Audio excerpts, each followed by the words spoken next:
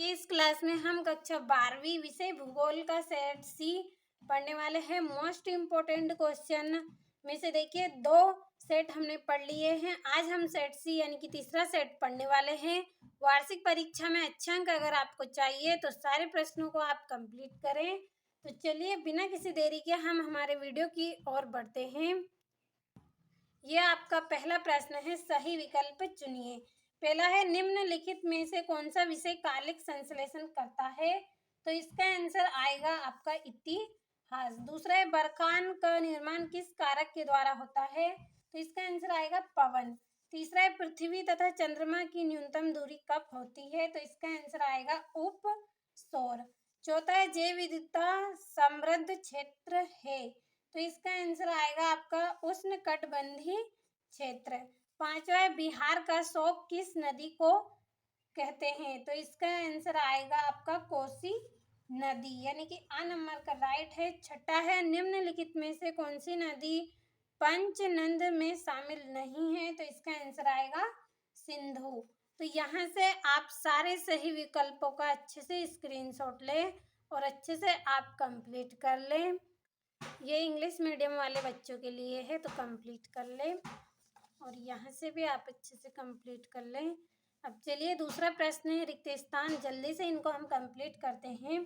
पहला है, भू आकृति विज्ञान तथा जलवायु विज्ञान का अध्ययन डेडेस भूगोल के अंतर्गत किया जाता है। तो इसका आंसर आएगा आपका भौतिक।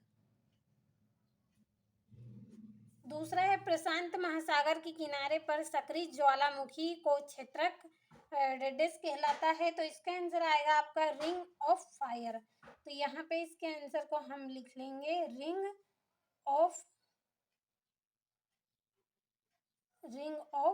फायर।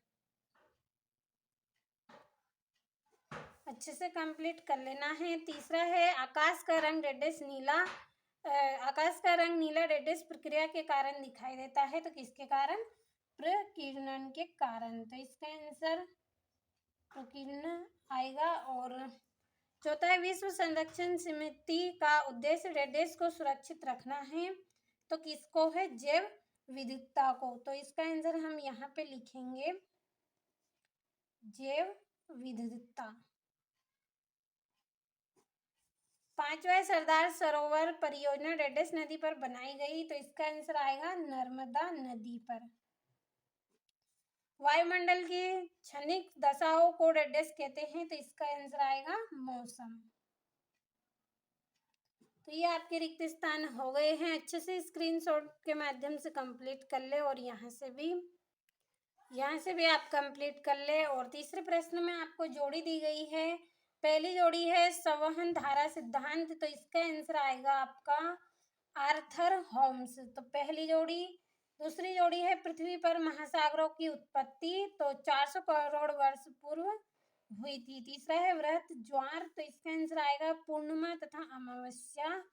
चौथा है, गांधी सागर बांध। तो इसका आंसर आएगा आपका चंबल नदी। और गर्मी की लहर लू। तो इसका आंसर आएगा उत्तर प्रदेश, पांचवी जोड़ी। तो अच्छे से आपको कंप्लीट कर लेना है।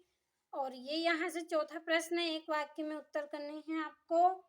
तो चलिए हम इनको कंप्लीट कर लेते हैं। तो पहला है, भूगोल में प्रादेशिक उपागम का विकास किसने किया? तो इसका आंसर आएगा कार्ल लीटर ने किया। तो हम यहाँ पे इसके आंसर को लिखेंगे